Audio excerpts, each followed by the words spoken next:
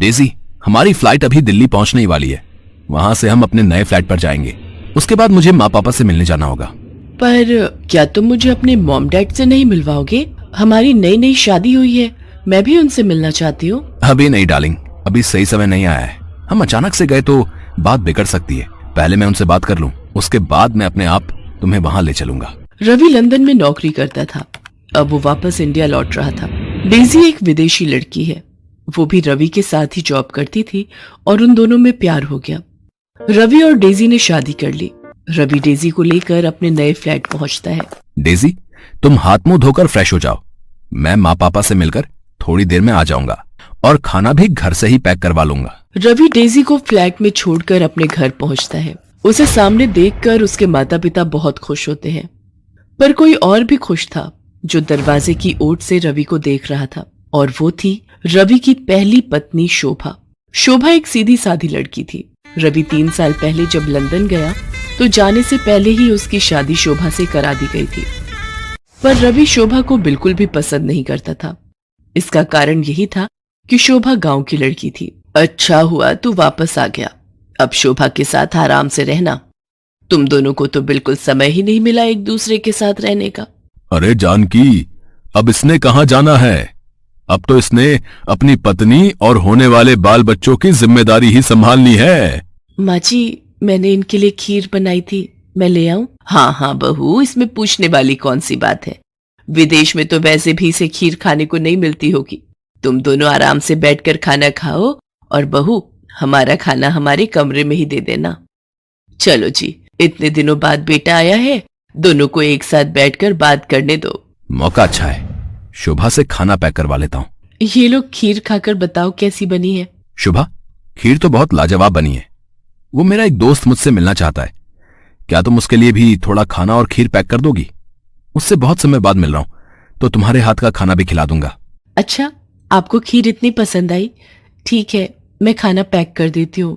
शोभा बेचारी रवि को डिब्बा भरकर खाना और खीर पैक करके दे देती है। वो तो यही सोच रही थी कि रवि को उसके हाथ का खाना पसंद आया है और वो अपने दोस्त के लिए लेकर जा रहा है, पर रवि तो ये खाना डेजी के लिए लेकर गया था। ऐसे ही कुछ दिनों तक रवि शोभा और घर वालों को बेवकूफ बनाकर डेजी के साथ रहता था। करवा चौथ का व्रत आने वाला था और शोभा इस व्रत को लेकर बहुत खुश थी, क्योंकि शादी के बाद पहली बार रवि उसके साथ था। नहीं तो 3 साल तक वो रवि के बिना ही व्रत रख रही थी। शोभा करवा चौथ के व्रत की तैयारियां कर रही थी। एक दिन वो मेकअप की दुकान से चूड़ियां खरीद रही थी।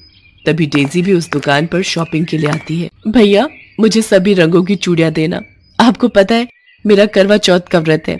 आप मुझे बढ़िया चूड़ियां दिखाना, जिससे मेरे पति मुझे तैयार होता देखे और मैं सबसे सुंदर लगूं। अगर आप बुरा न माने तो ये सब सुनना मुझे बहुत अच्छा लग रहा है। क्या आप बता सकती हैं कि ये सब आप अपने हस्बैंड के लिए क्यों कर रही हैं?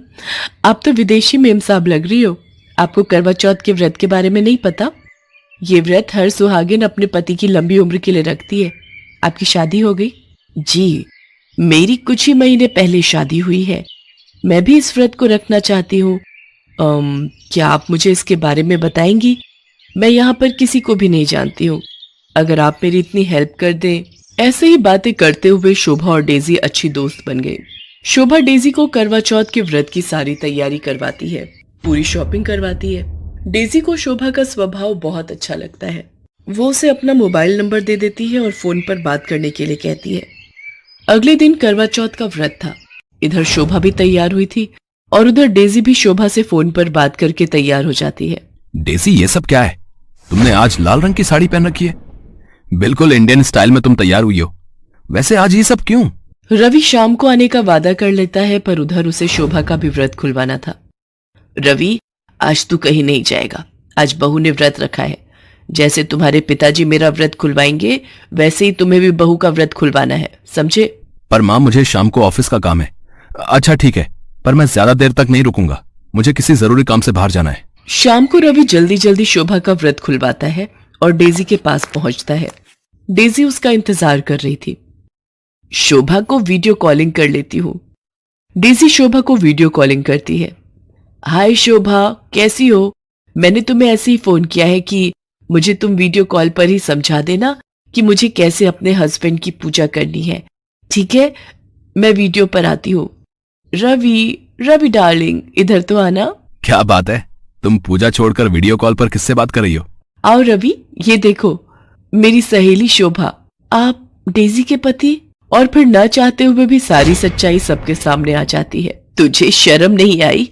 एक पत्नी के होते हुए तूने इस विदेशी लड़की से ब्याह कर लिया। अरे शोभा, में क्या कमी थी जो तू इस विदेशी से शादी करके इसे साथ ले आया? मैं क्या करता?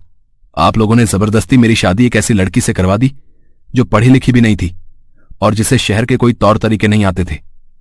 मां, पिताजी, मैं डेजी से प्यार करता हूं, वो मेरी पत्नी है। मैं ये घर हमेशा के लिए छोड़कर जा रहा हूं। आप रखो अपनी बहू को अपने पास। क्या हुआ डेजी, चलो, तुम रुक क्यों गई? नहीं रवि, तुम शोभा को इतनी बड़ी सजा नहीं दोगे। ये तुमसे सच्चा प्यार करती है जैसे मैं तुमसे करती हूँ। शोभा की कोई गलती नहीं है, वो तुम्हारी पहली पत्नी है और मैं शोभा को छोड़कर कहीं नहीं जाऊंगी। डेजी का ऐसा व्यवहार देखकर शोभा और उसके सास ससुर हैरान रह जाते हैं। शोभा डेजी को गले लगा लेती है और उस दिन के बाद से देसी और विदेशी दोनों सौतन बहू बहनों की तरह रहने लगती हैं।